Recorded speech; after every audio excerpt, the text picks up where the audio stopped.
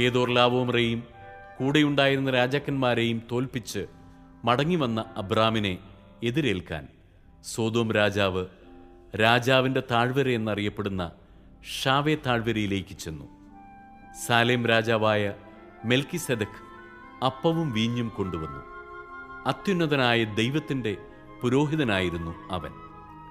അവൻ അബ്രാമിനെ ആശീർവദിച്ചുകൊണ്ട് പറഞ്ഞു, ആകാശത്തിൻ്റെയും ഭൂമിയുടെയും നാഥനായ അത്യുന്നത ദൈവത്തിൻ്റെ കൃപാകടാക്ഷം നിന്റെ മേലുണ്ടാകട്ടെ.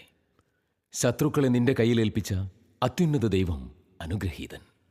അബ്രാം എല്ലാറ്റിൻ്റെയും ദശാംശം അവന് കൊടുത്തു. സോദോം രാജാവ് അബ്രാമിനോട് പറഞ്ഞു, ആളുകളെ എനിക്ക് വിട്ടുതരിക, സമ്പത്തെല്ലാം നീ എടുത്തുകൊള്ളുക. അബ്രാം സോദോം രാജാവിനോട് പറഞ്ഞു, ഞാൻ കർത്താവിൻ്റെ മുമ്പിൽ ആകാശത്തിൻ്റെയും ഭൂമിയുടെയും സൃഷ്ടാവായ അത്യുന്നത ദൈവത്തിൻ്റെ മുമ്പിൽ ശപഥം ചെയ്യുന്നു. നിങ്ങളുടേതായ ഒരു ചരടോ ചെരുപ്പിൻ്റെ വാറോ ഒന്നും തന്നെ ഞാൻ എടുക്കുകയില്ല. ഞാൻ അബ്രാമിനെ സമ്പന്നനാക്കിയെന്ന് നിങ്ങൾ പറയരുതല്ലോ. യുവാക്കൾ ഭക്ഷിച്ചതും എൻ്റെ കൂടെ വന്നവരുടെ പങ്കും മാത്രമേ എനിക്ക് വേണ്ടൂ. ആനറും എഷ്കോലും മാമ്രയെയും തങ്ങളുടെ പങ്കെടുത്തുകൊള്ളട്ടെ.